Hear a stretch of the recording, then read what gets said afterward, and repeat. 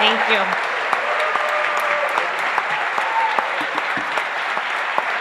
Thank you. Thank you.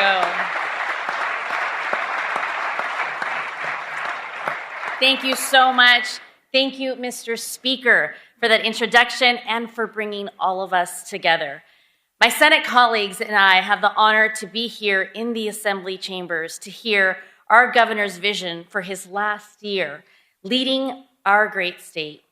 The Senate stands ready to work in partnership with the Assembly and our governor to advance the lives of almost 40 million Californians who call this great state home.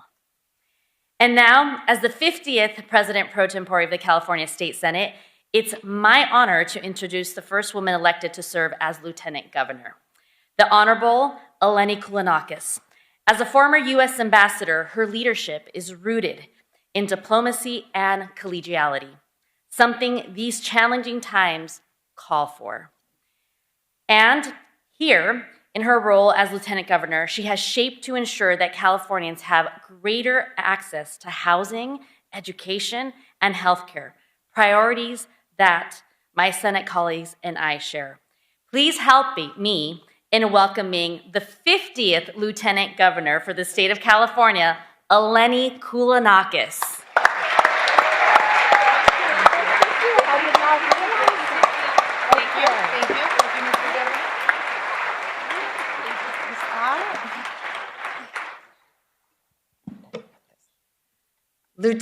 Mr. Speaker, Madam Pro Tem, members of the California Legislature, and all the guests with us today.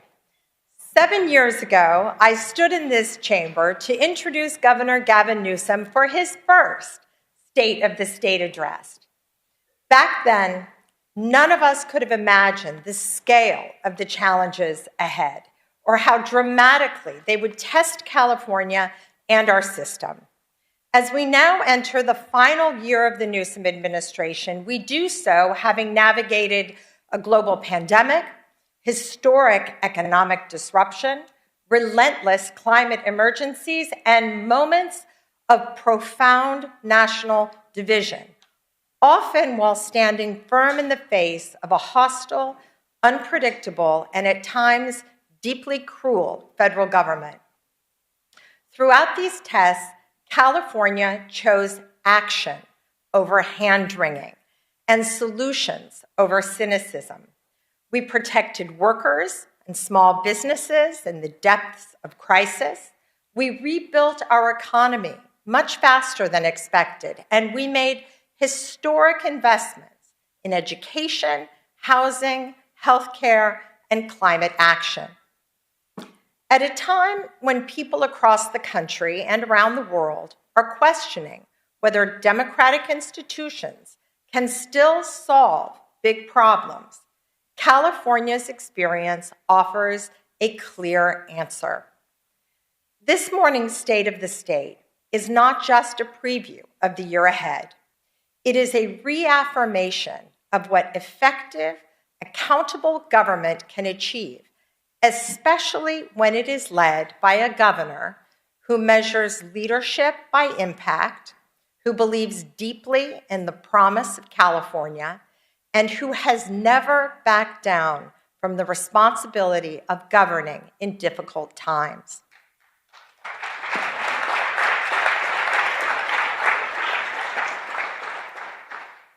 Governor, I'd like to also take this opportunity to thank you for the partnership you created between us and our offices. It is a rare accomplishment. And I am especially grateful for the trust you placed in me to serve as your representative for international affairs and trade. As a former United States ambassador and as the members of the Consular Corps here can attest, California's role on the global stage has never mattered more. The world is quite literally watching. Ladies and gentlemen, the 40th governor of the state of California, Gavin Newsom. What number am I? 40? Aren't you? I don't know. I don't remember. I don't even know. 40, I don't even know. All right, Johnson. Thank you.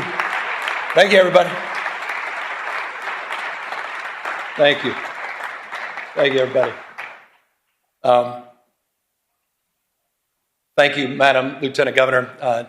The Speaker, I'll pick up on your remarks to the person who should be given the State of the State based on your reaction, our new Senate Pro Tem. My gosh. What is that? Clearly still in your honeymoon phase. You're going to enjoy it. I'm just saying. By the way, I was looking for some response from some of the folks over here on the right. When the Speaker said this is his last State of the State, I was assuming DeMaio would look up and maybe applaud or something.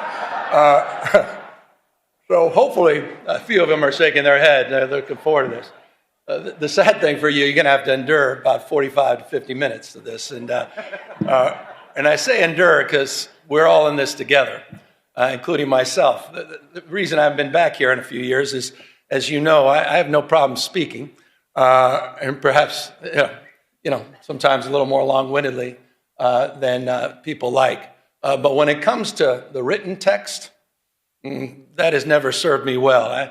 I did a little children's book a few years back that sort of exposed the truth, the ugly truth about my challenges with reading. I'm not shy or, embarrassed about my 960 SAT score.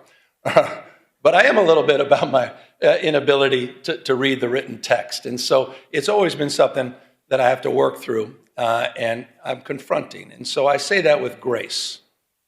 I say that with the humility that's at hand today. And I also say that in the spirit, as I said, of what the Speaker was saying. For some of you, it may have been a little jarring what he said. For others, it was more than appropriate. The stress that many of us are feeling, the stacking of stress, in that journey the Lieutenant Governor is talking about over the last 7 years. And I don't think we've given ourselves the kind of grace that we deserve. We never had time to really reflect on everything we've been together. Last time I talked here was 2020. And all of a sudden, everything was virtual. And then we came right out of that, and the social unrest, supply chains, inflation, all this stacking of stress. And so I'll try to reflect some of that in my comments today. I'll say things that may be piercing to some of you, but it's not intended to demean. It's not intended to divide. But I'm speaking from my heart. I'm saying what I think. Again, with the grace and humility to know that I am constantly a work in progress. I'm learning on this job, 7+ years in. Learning every single day, and proud in closing as I jump into the speech of all of you and all that I've learned from each and every one of you, each and every one of you, regardless of your politics, regardless of your faith, regardless of where you live and who you voted for. I just want to express gratitude to every single person in this chamber, to every single person that shaped who we are today and what this state represents, not just today, but tomorrow. But first, I appreciate it.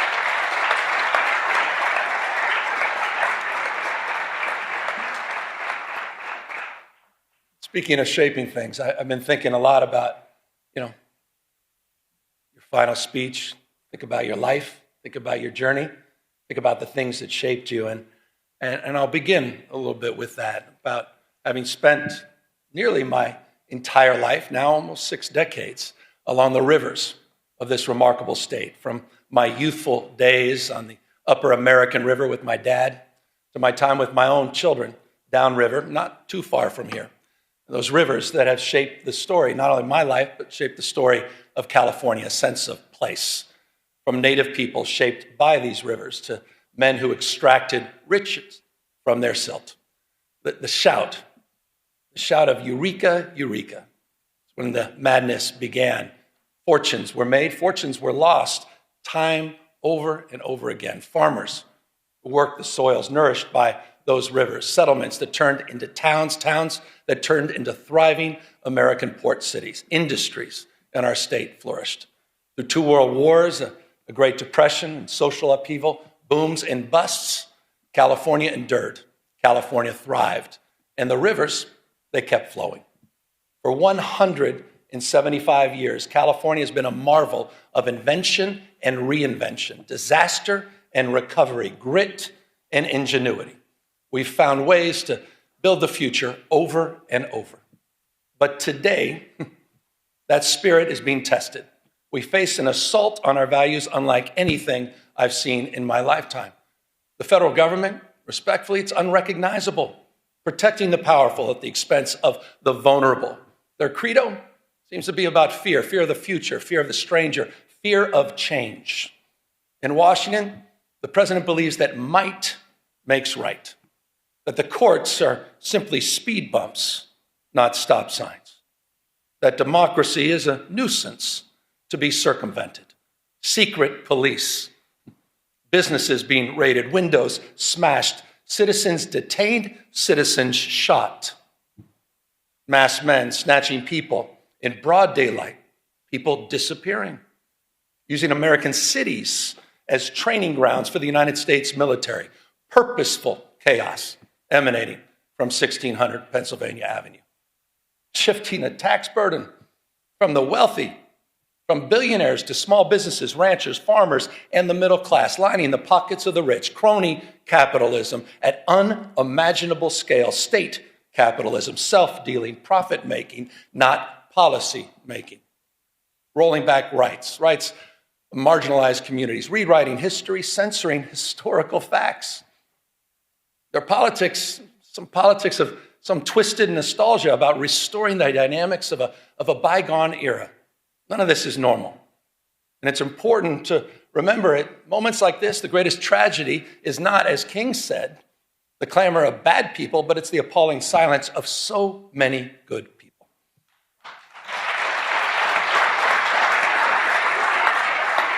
Not normal. But in California, we're not silent. You're not silent. You're not hunkering down. We're not retreating. We're a beacon. The state is providing a different narrative, an operational model, a policy blueprint for others to follow. This state, this people, this experiment in democracy belongs not to the past, but it belongs to the future. Expanding civil rights for all, opening doors for more people to pursue their dreams, dreams that are not exclusive, not to any one race, not to any one religion or class, standing up for traditional virtues, compassion, courage, and a commitment to something larger than our own self-interest, and asserting that no one, particularly the President of the United States, stands above the law.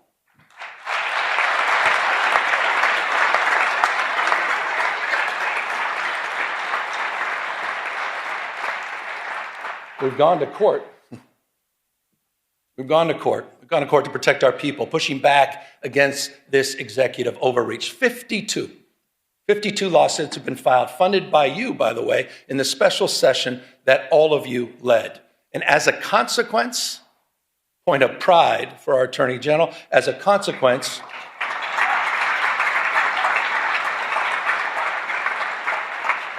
we preserved about $168 billion in illegally frozen federal resources that belong to our schools, that belong to our hospitals, that belong to our seniors, resources that belong to all the people of this great state. We have one request for emergency relief, and we have affirmed the Constitution of the United States as the supreme law of the land.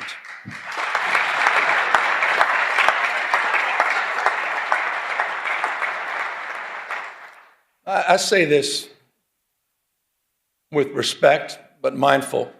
But Mr. President, you can't cut off critical food assistance for millions of people. You can't send the military into American cities without justification. And you cannot cruelly and illegally cut off funding for medical research, homeland security, or disaster response. That is wrong. That is wrong. And you have all stood up. You have all stood up. Our Attorney General has stood up. Our Speaker has stood up. Our pro tem has stood up. All of you, on behalf of all people in our state. Proud of that. You should be proud of that.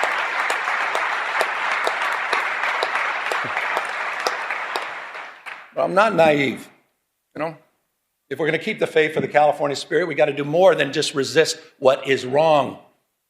We got to keep building what's right. We're not defined, we all know this, we're not defined by what we're against, we're defined by what we're for, opportunity and dignity and responsibility, the future. Every year, the declinists, you know who you are, the pundits and critics suffering from California derangement syndrome. Look at this state to tear down, try to tack all our progress. But we know the truth. California's success is not by chance, it's by design. We've created the conditions where dreamers and doers and misfits and marvels with grit and ingenuity come to build the impossible. We became a destination for the world's first-round draft choices, the best and the brightest who come here from all over the world for riches and new beginnings. And I'm not just talking about the tech CEOs and the founders in Silicon Valley or the producers and writers in Hollywood. I'm talking about the mechanics in Modesto, the farm workers in Salinas, and the police officers in El Centro. That's what we do, first-round draft choices. No state, simply no state in America that contributes more, none, to the American greatness. No state builds more ladders to success or sees around more corners. The biggest manufacturing economy constructed here. The most productive agricultural economy grown here. 18%.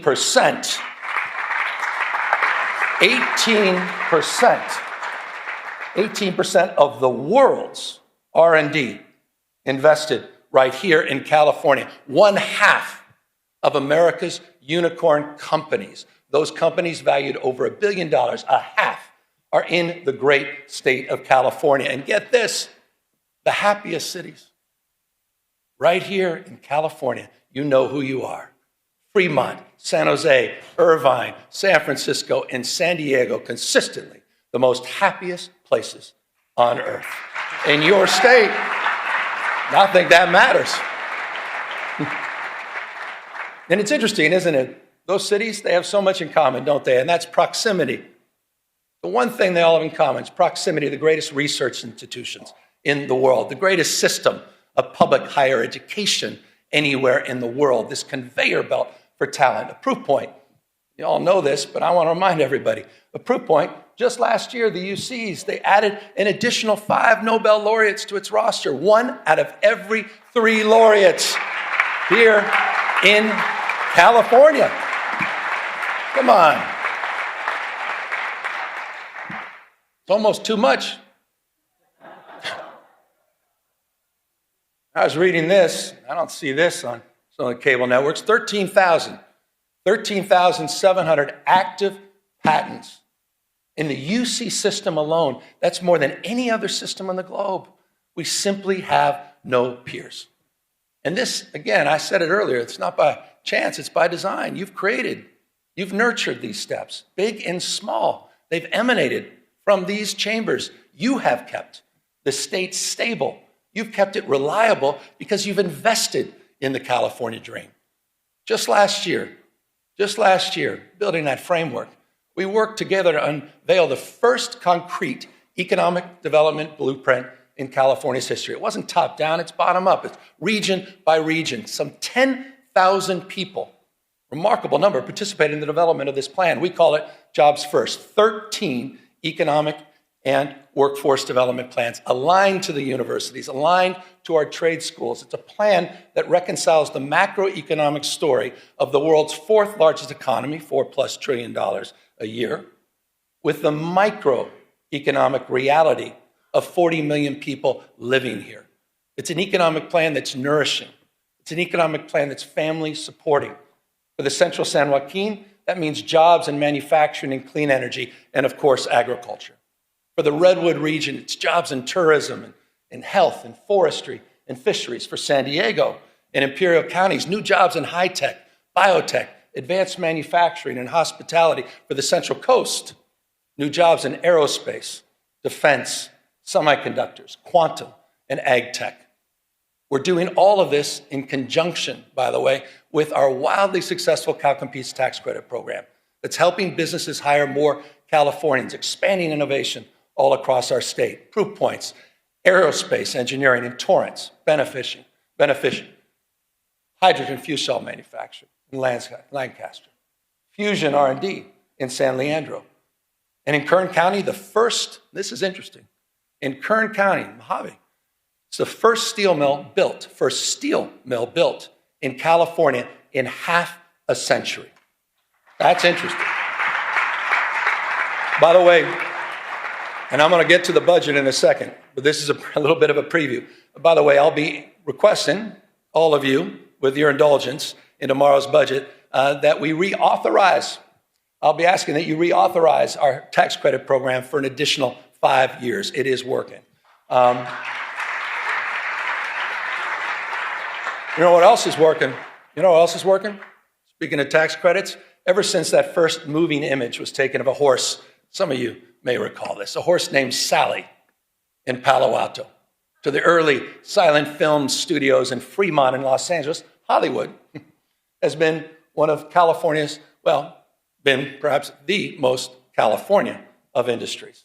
And that's why we're proud we worked together last year to double down on our film and tax credit program to not only keep our iconic industry here, but all the unionized camera operators, stunt performers, wardrobe, and set designers. It's a point of pride, and that program is working and producing real results because of your leadership. But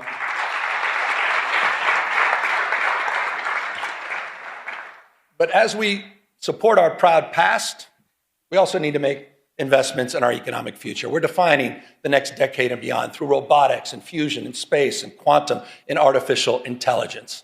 And speaking of which, I understand it goes without saying that no technology holds more promise, also and more peril to jobs, our economy, to our way of life than artificial intelligence. Bottom line is the tech genie's out of the bottle. So the question is not whether change is happening, it is. The question is, what values will guide us into this new frontier? And that's a question you're answering, that we are answering. Last year, we worked together on landmark legislation to create the nation's first rules for responsible, ethical, and safe use of AI. Regulations that provide guardrails that balance risk and opportunity. This was a consensus effort and a template for the nation where you may have just seen, just recently, New York State adopted our approach, your approach here in California, and made it their own.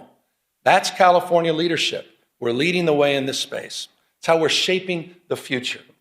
And it's a unique combination, isn't it, of conscience and capital, of entrepreneurial and innovative spirit that encourages risk-taking but discourages recklessness. Policy that creates predictability, so investors have confidence and innovators have space to dream and do. Compare that to this carnival of chaos on the national stage. All these mini dramas that we have to deal with hour by hour, this sort of vapid day trading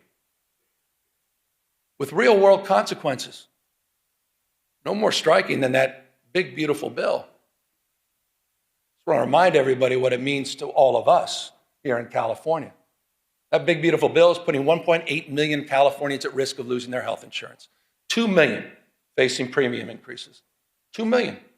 Cuts in food aid poised to impact some 375,000 Californians. And for what? For what? All to benefit the top 10% of this country. People already own two-thirds. Top 10%, two-thirds of the household wealth. Plutarch. Brown quoted Cincinnatus in his last speech. I'll quote Plutarch. Said the imbalance, said this almost about 2,000 years ago. He warned the Athenians. Imbalance, 2,000 years ago. The imbalance between the rich and the poor is the oldest and most fatal ailment of all republics. Think about that. 2,000 years ago. It's just not sustainable. It's not. Understanding the lessons of the past, California, all of us, we've marched the beat of a different drum. We built one of the most progressive tax systems in the nation. One that asked high income residents to pay a little bit more without punishing those that are making a little bit less. Think about this, and I hope folks over here think about this. There are 11 states in the United States of America that tax their middle wage earners more than the state of California. There are 16 states in the United States of America that tax their low wage earners more than California taxes its high wage earners.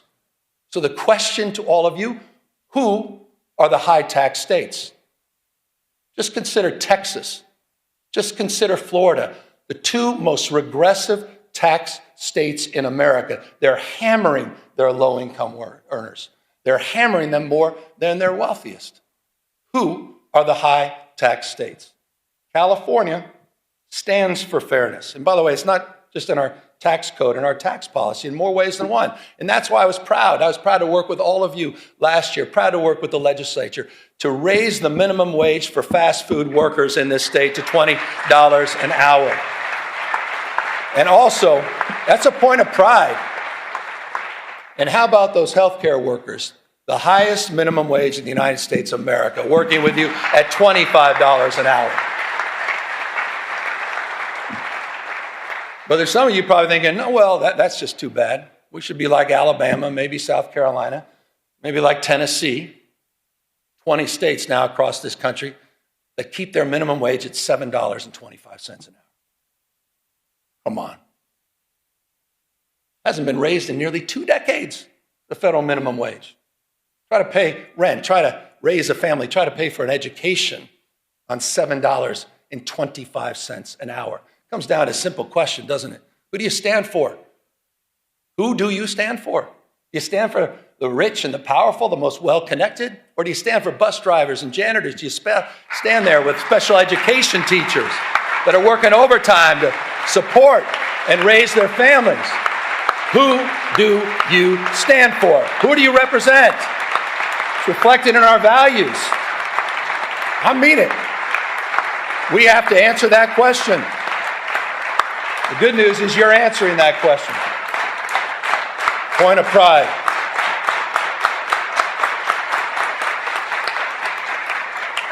California way. I mentioned special education. Now, let's talk about our educators. I'm proud to submit a budget, a little bit of budget speech now. I'm proud to submit a budget tomorrow that has the most significant investments in California's education history. That's a fact. That's happening tomorrow. But this may interest some folks, what I'm about to say. It will be a general fund budget of $248.3 billion. But this is interesting. You may want to write this down. It includes revenues that are $42.3 billion higher than we forecasted. $42.3 billion higher. Why? Why? Because our economy's growing. Our population's growing. Why? Because of the energy and daring of entrepreneurs that are growing and dominating in the industries of the future. As a result of that $42.3 billion windfall, by the way, did not even include the December numbers, which just came in almost $3 billion above projection. Interesting fact. Mindful, as we should be, of the erratic nature of our state revenue and our long-term structural challenges that we will discuss in detail tomorrow in the budget presentation, we're going to rebuild our reserves, $7.3 billion. We're going to pay down long-term pensions, and those obligations, over $11.8 billion will be met over the next few years, including $3 billion just in next year's budget. Speaking of obligations, I want to broaden this.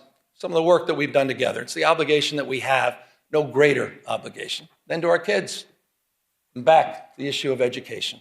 And that's why tomorrow's budget includes a record-breaking $27,418 per student. We have never had per pupil investment as large as that in our state's history. It's also a budget, we got to celebrate our wins. We forget about these things. It's also a budget that fully funds our brand new grade, TK for All, and maintains our commitment at the same time to reduce class sizes. Fully funded. Also a budget that continues our nation-leading investments. And I'm proud. My wife, thank you for the recognition, Mr. Speaker, my wife. But I'm proud, but she hadn't done anything yet. Hold on. But I'm proud of her advocacy and your advocacy, making sure we continue to lead the nation in our investment in school meals. Nearly $1 billion. This is amazing. It's nearly $1 billion breakfast, lunch, and snacks each and every year.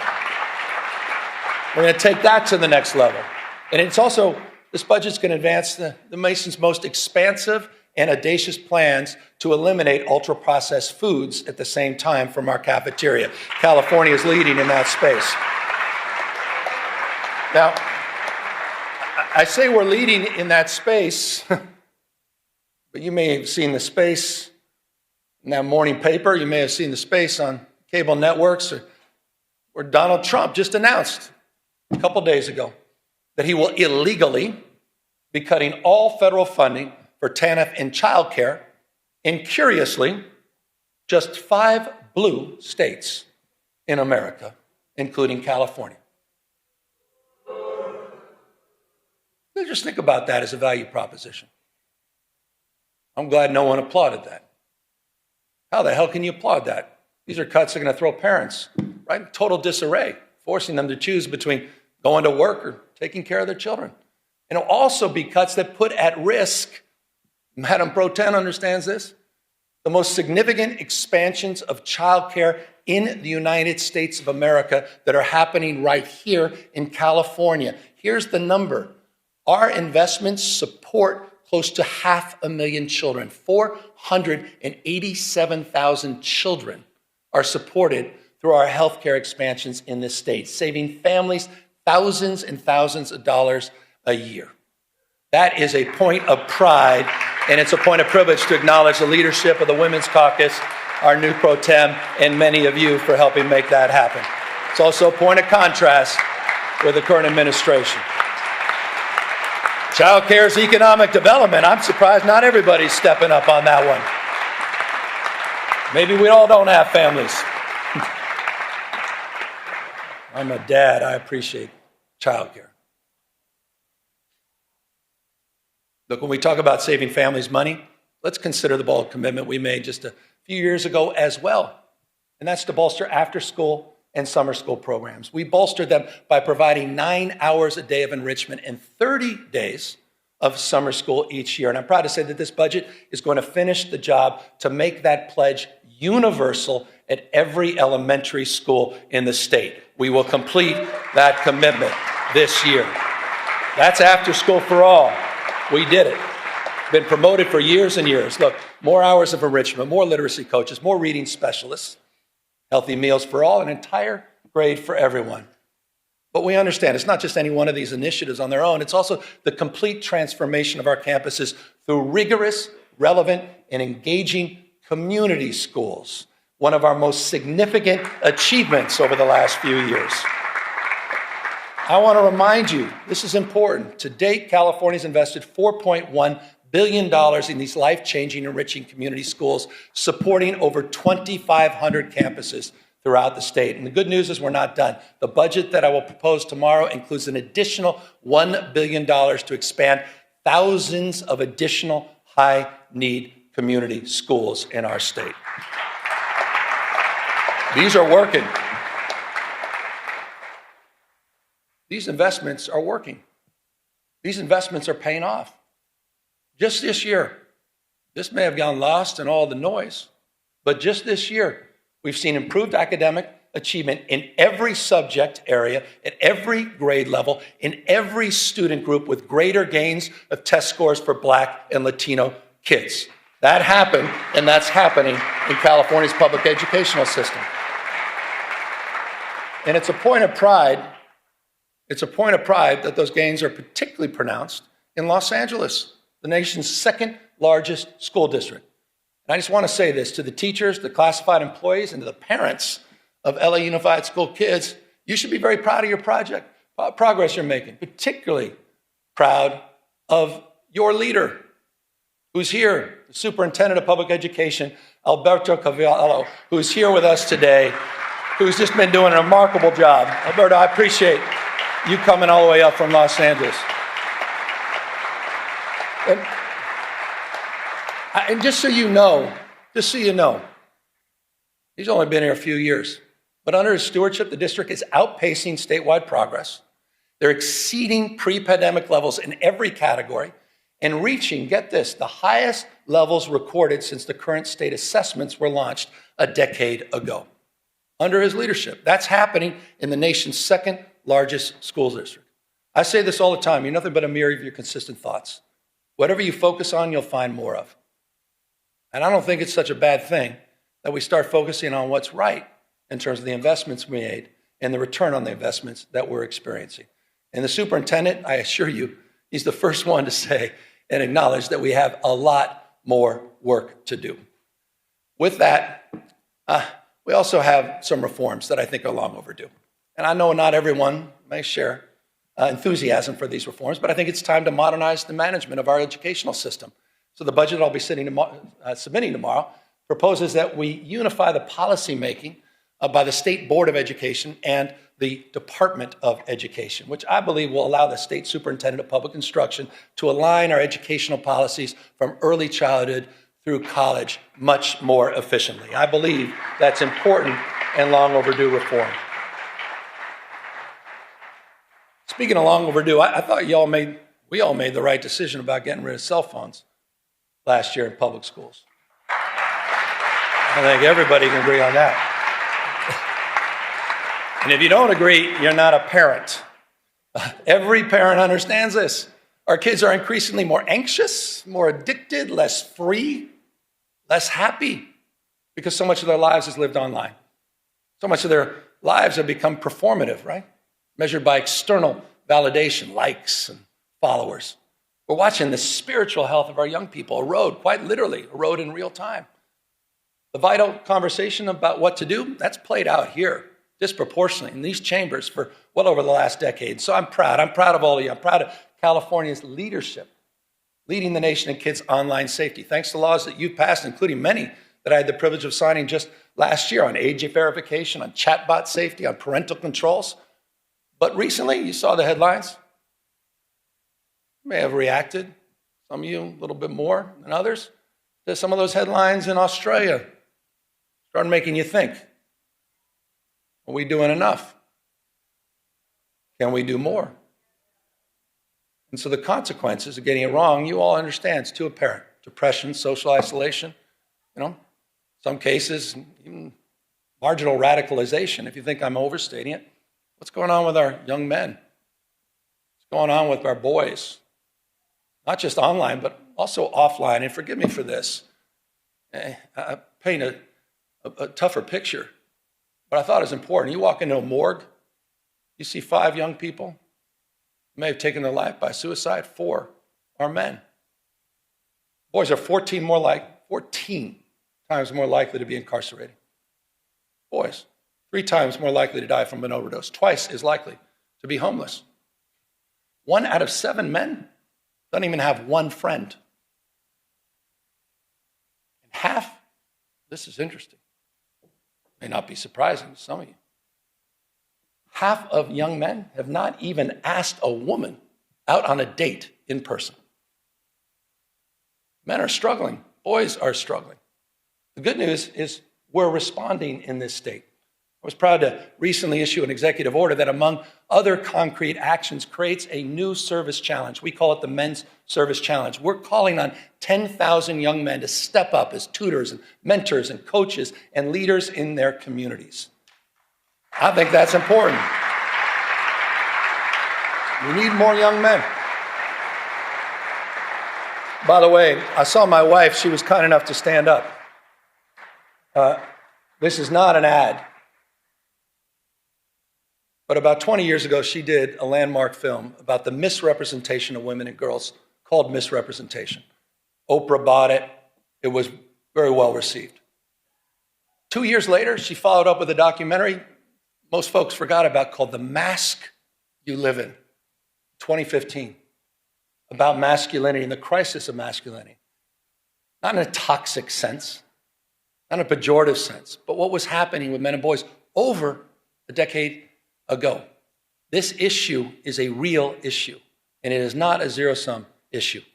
This is not a zero-sum issue. We'll continue nation-leading efforts for women and girls, but we have to address this issue.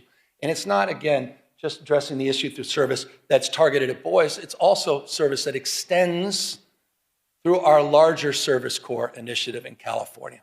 I think this is important. California's Service Corps is now larger than the Peace Corps.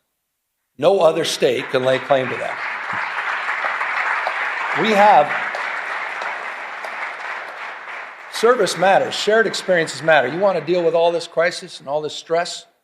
Shared experiences. No one's asking who you voted for. No one asks you where you live. Shared experiences. And we have a College Corps program in this state. You have funded. Thank you.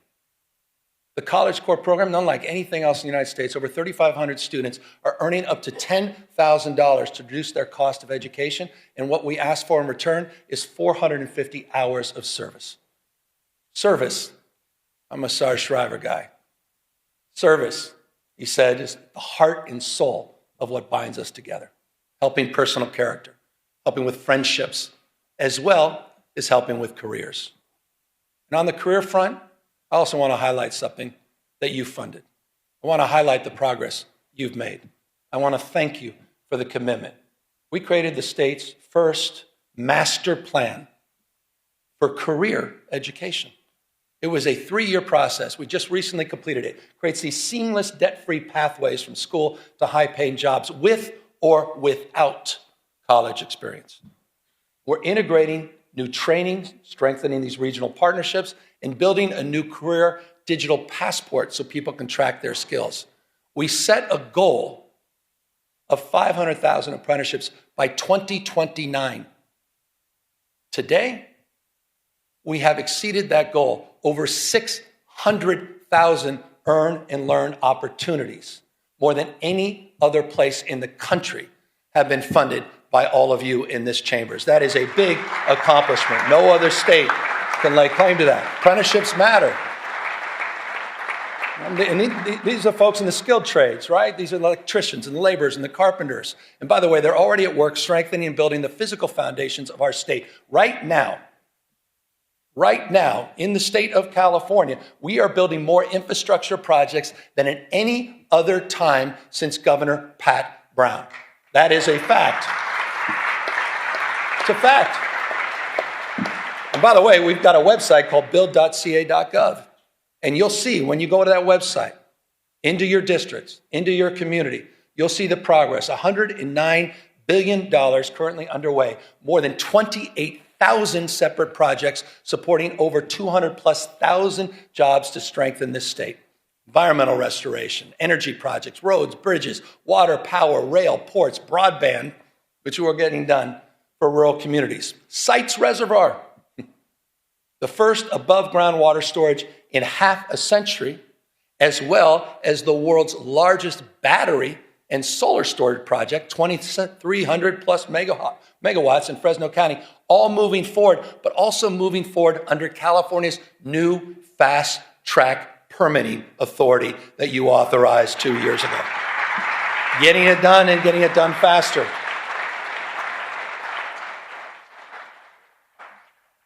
I debated whether or not to include this in my comments, but I thought it's important. My gosh, how about mis and disrepresentation? How about mis and disinformation? Pick up on permitting, fast tracking. We're also laying tracks. Laying tracks in the nation's first high-speed rail system.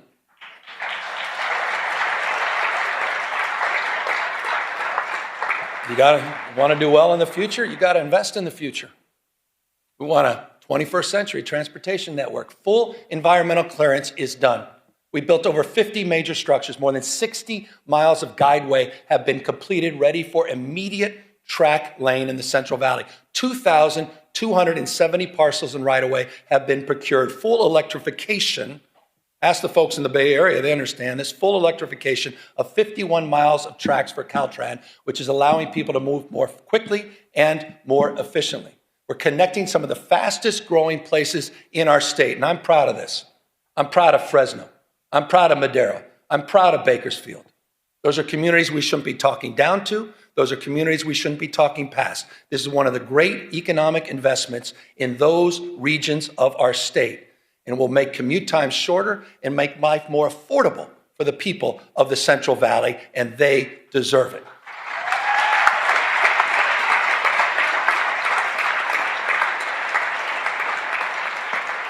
By the way, affordability, it's not a word we just discovered. Certainly not a hoax. So just briefly, here's the way we think about it. I think the way most of us think about it, it's not just one issue. It's a stacking of many, many issues on top of each other. But the one issue that impacts more things in more ways on more days, pretty self-evident, it's cost of housing. It's really California's original sin. For decades, it's true. For decades and decades, the California housing reforms have been sort of notable for delay, often even denial. That said, a few years back, we got to work. In 2019, we passed the strongest statewide renter protections in the United States of America. We did that together. In the past few years, we have enshrined the most consequential housing reforms in our state's history. Just last year alone, and I'd have to name check about 20 of you. Scott Buffy among many. But I'd probably lead with those two. I was proud to sign 61 housing reform bills, clearing away regulatory thickets, forcing local governments, often resistance, to get in the game, and modernizing our environmental review. But we obviously have more work to do. And this year, I hope we can work together, legislature, to focus on the cost of construction, focusing on utilizing new building methods and new technology that are worker-centered reforms that must bring our brothers and sisters in labor along with us. We have that opportunity this year. Build on that. There's another area that also requires our, I think, urgent attention, and that's the institutional investors that are snatching up homes by the hundreds and thousands at a time. These investors are crushing the dream of home ownership and forcing rents too damn high for everybody else. And I just humbly submit, I think it's shameful that we allow private equity firms in Manhattan to become some of the biggest landlords here in our cities in California. It's time to tackle that issue, and I look forward to working with all of you to address it. So in the next few weeks, I've heard from a number of you on this, and I think there's some bills in this space. I look forward to working with the legislature to combat this, at the end of the day, it's just monopoly, it's monopolistic behavior, and strengthen accountability, level the playing field for working families. And that's going to mean more oversight and enforcement, and it potentially is going to mean changing some of our state tax code to make all of this work. Look, Malia liked the word tax. Housing is just one component. Housing is one component on this stack of affordability challenges that we face. And that's why our stack of solutions has included more than tripling the earned income tax credit in this state and providing some $7.6 billion back into the pockets of people since 2019. We've created the Young Child Tax Credit, the Foster Youth Tax Credit, new programs that we created together. And I'll remind you, we increased paid sick leave and paid family leave, allowing eligible workers, this is important, just went into effect, to receive up to 90% of their wages while they're raising and supporting their families. Few states in America are doing that. Through all of these programs, through all of these targeted tax credits, these rebates and program expansions, the average California family now saves $18,000. Not insignificant, $18,000. But I also am mindful and recognize that the new cost of eggs is now your energy bill. The number one driver, by the way, of of your increased energy bills over the last decade has been the cost of hardening our infrastructure and other wildfire-related costs. Respectfully, significantly, not exclusively driven by climate change. That's why I was proud to work with all of you to extend our nation-leading Cap and Invest program for another 2 decades. But when we did this, we were mindful of this crisis as it relates to utility bills. And we provided in that extension close to $60 billion in rebates for your monthly energy bills. This legislature did that. That is a meaningful accomplishment to address the issue of affordability. We also worked across our differences, finally, after years and years, to come up with a new energy market, a regional energy market that will also increase reliability at the same time it lowers energy bills. By the way, one of the things that's not high, interestingly, unsurprisingly in California, is our uninsured rate. 6.4%, it's among the nation's lowest. In addition to our healthcare expansion, no other state has done more in that space. We also subsidize some 370,000 people to help bring down the cost of their health insurance through Covered California. But respectfully, it's not good enough just to subsidize healthcare costs. We need to lower them fundamentally. And we're doing just that, working together through our CalRx program. We launched our own generic drug label. Just last week, we released and launched a insulin pen at just $11. No other state can lay claim to that. It is now available to Californians. By the way, it's just like we did with naloxone last year and other life-saving drugs. So it's in that spirit that we focused on reforms, including in our mental health and homeless space. And I want to just acknowledge, when I got here, we had no homeless plan, we had no housing plan, we had no mental health plan, there's no accountability. There was little investment. Not a knock, it just wasn't the focus, the priority of Sacramento. It was the responsibility of cities and counties. I know this intimately as a former mayor.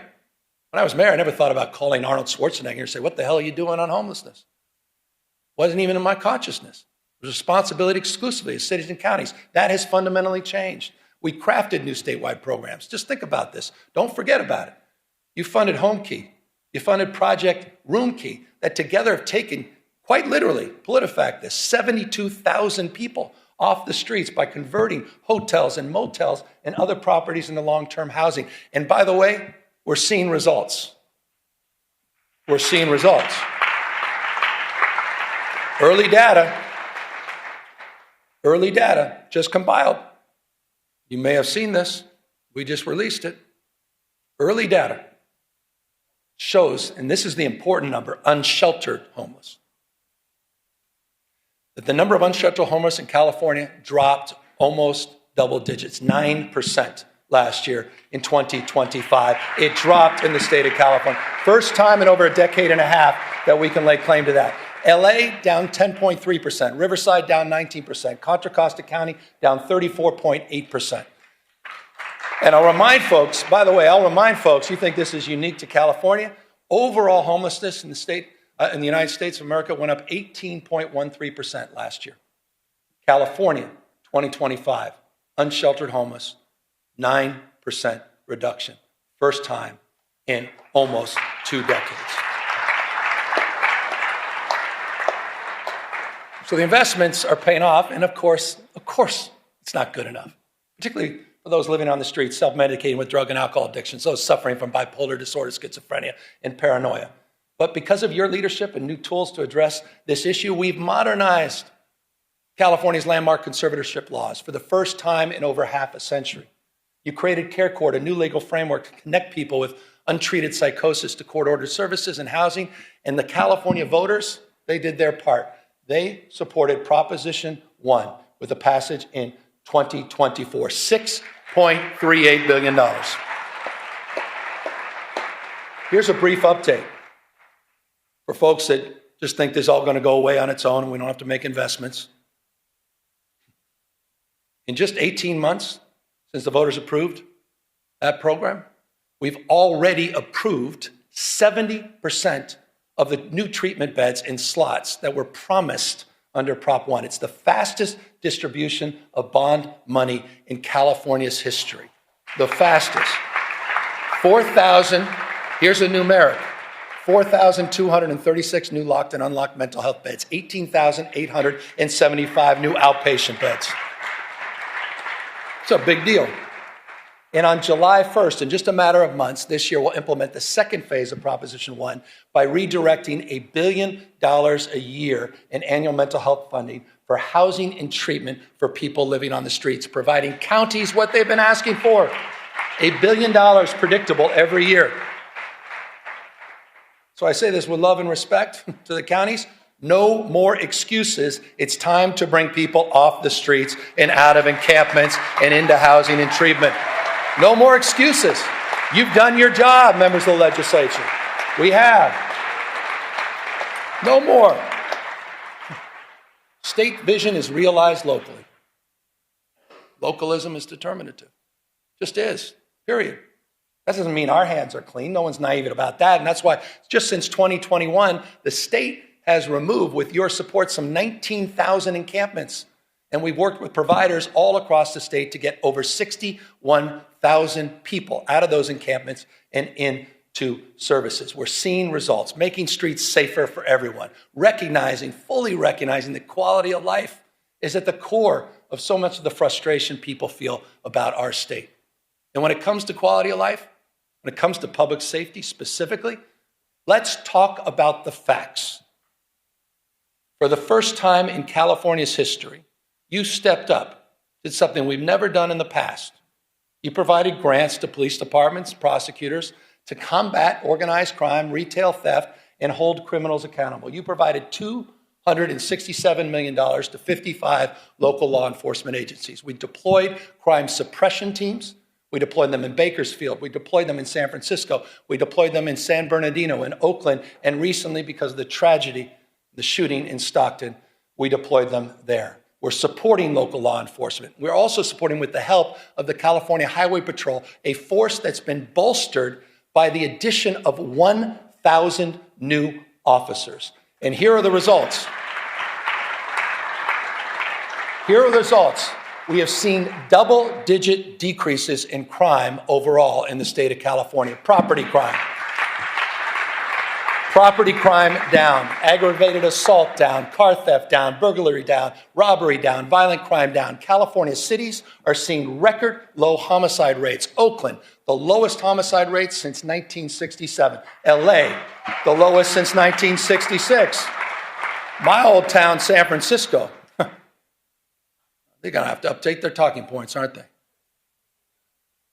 My old town, San Francisco, the lowest homicide rates since 1954. 1954. Okay. Again, we got more work to do, but to those with that California derangement syndrome, I'll repeat, it's time to update your talking points.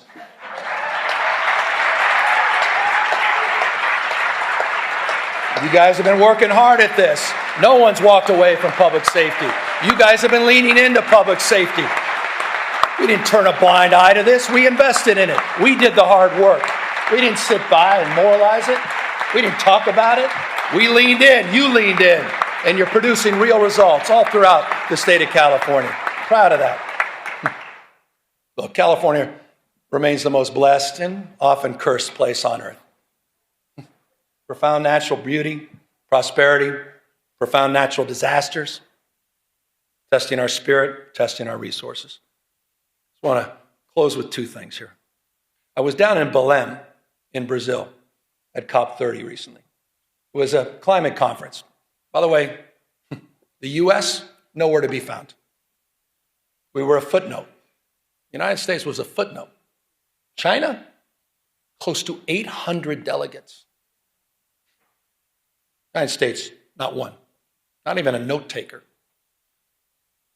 I want to remind everybody, China today manufactures industrial policy. Manufactures 70% of the world's electric vehicles. They're flooding the global market with increasingly high quality and inexpensive cars. And I just want to say this clearly, so it explains a little bit about our rationale. This is not about green power. This is about economic power. They are dominating the space. They're locking in markets. They're locking in supply chains. They're locking their influence all across the globe. They're cleaning our clock. But in California, we're not bystanders. We've already seen 7 times more clean energy jobs than fossil fuel jobs in the state of California. And last year alone, the 4th largest economy in the world, using 100% clean energy, 4th largest economy in the world was run on 100% clean energy for at least a part of 9 out of 10 days. Think about that. It's unprecedented. Unprecedented. Almost 9 out of 10 days. 2/3 today, 2/3 of our energy comes from clean sources. Solar, hydro, comes from wind, and geothermal comes from nuclear power. And just last year, California finally ended its use of any coal-fired power. None. We're in the how business. We're proud to be in the how business, and we understand something that increasingly people are starting to understand, at least people that are open to argument, interested in evidence. That climate risk is financial risk. That climate risk is becoming uninsurable. That's why in California we're making our homes and communities more resilient to heat and fire. That's why we're working with our insurance commissioner. A lot of work to do here. Talk about grace. Working with our insurance commissioner to protect homeowners from unpredictable rate increases and cancellations. We became the first state, together, we became the first state in the country to require insurers to lower insurance for home hardening upgrades. That is not the case in any other state. And in the last few months, this is important, in the last few months, 6 insurance companies announced their commitment to remain in or expand coverage here in California. Again, a lot more work to do. That was important. That was an important milestone. You saw it, Farmers and Mercury and some of the AAA affiliates. Important milestone. We have more work to do. Fully implement the commitments we laid out in the sustainable insurance strategy, and more work to do to hold insurance companies accountable for meeting their obligation to insure in high-risk areas throughout the state of California.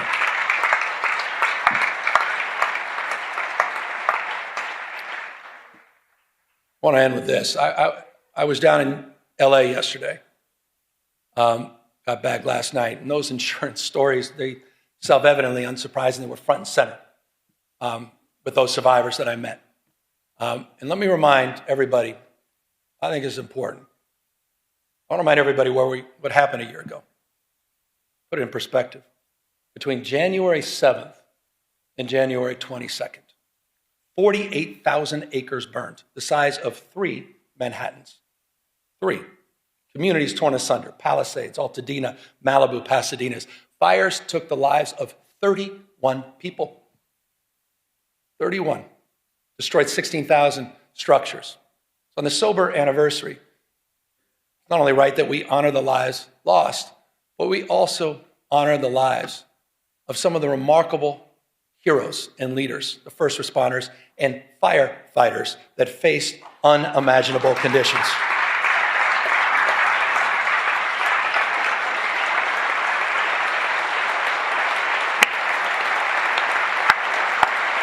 Some of you were there. You saw it.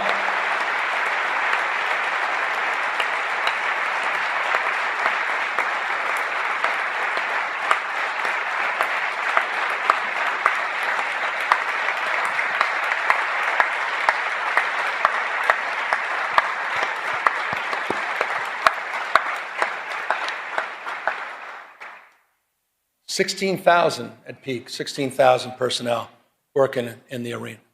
The theater of fires, 16 plus large-scale fires. Remarkable. It was a firestorm, I'll remind you, in the middle of winter. Hurricane force winds attached to a fire. What they did, I don't need to say it, you just demonstrated, it was miraculous, it was heroic. They battled these impossible conditions in the wind and in the dark, flying dangerous night missions over the firestorm. CAL FIRE, as you saw a moment ago, is in the audience, but you know who else was up there? And thank you for applauding them, the community groups and the business owners, and most importantly, and can you just stand up? And I'd ask you all to stand up again. The survivors of the Eaton and Palisades fires. Would you all just stand up? And thank you for your courage. Thank you for your resiliency. Thank you for your strength. We haven't forgotten about you. We won't forget about you. We said we had your back, and we mean it. Thank you. Thank you.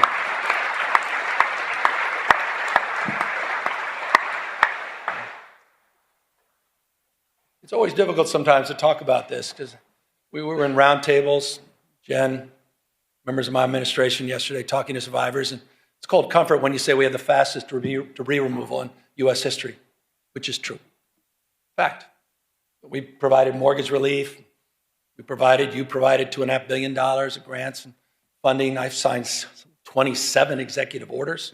You've passed dozens and dozens of bills to reduce and remove, reduce time, reduce red tape to allow survivors to rebuild much more quickly. And it is true at this time, 14,000 structures in the Paradise fire. There were only 385 permits, 16,000 structures. We've over 2,500 permits in LA, but it doesn't mean anything if you're not one of the beneficiaries of that. And so we recognize that it's not good enough. And it's not nearly good enough. And that's why we need to do more to turbocharge the efforts to rebuild these communities. And that's why I'll be asking you, and it's in the budget we'll provide tomorrow, to focus on a new rebuilding fund that will help close the gap. This is the biggest challenge. Close the gap between insurance payouts and the cost of rebuilding. This will help get survivors back in their homes much, much faster. But I'd be remiss. Contrast these efforts with the President of the United States. Been a year. Contrast these efforts to Donald Trump's. His complete failure to act. He's even refusing to send a disaster recovery request to Congress of $33.9 billion. By the way, that request supported by every member of the California delegation. Every Democrat, every Republican.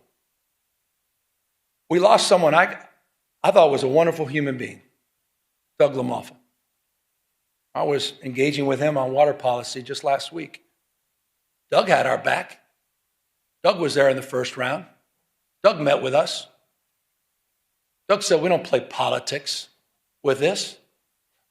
It's time for the President of the United States to act like the President of the United States, all the United States of America, to fulfill his promises that he made to deliver for the people of Los Angeles. It's time for the President of the United States to do his job, not turn his back on Americans that happen to live in the great state of California. He was there. We were there for you in Paradise.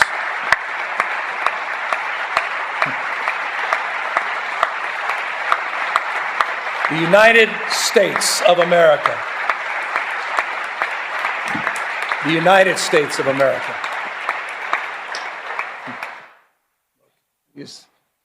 No doubt these are challenging times. It's not just because of the fires, not just because we get to the federalization of the National Guard or the assault on our democratic norms and institutions.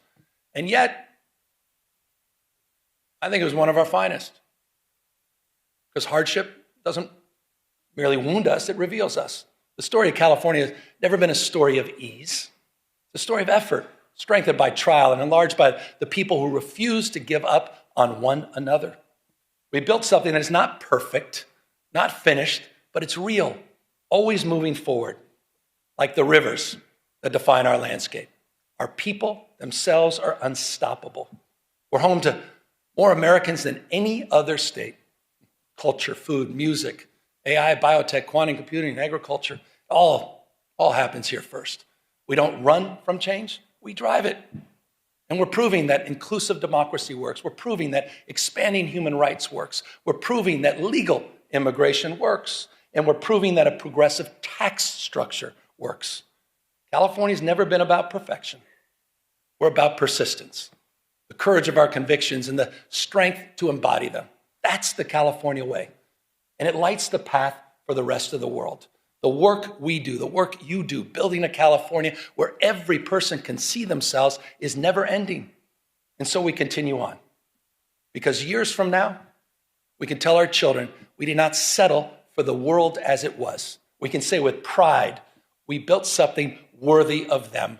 We built the future. Thank you all very, very much. Thank you to this legislature for your remarkable leadership. Thank you.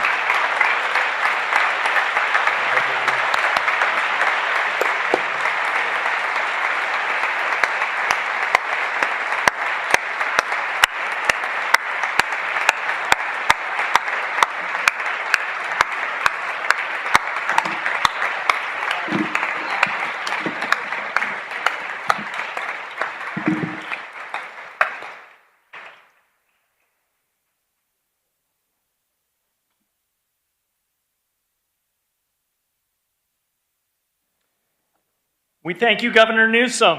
Without objection,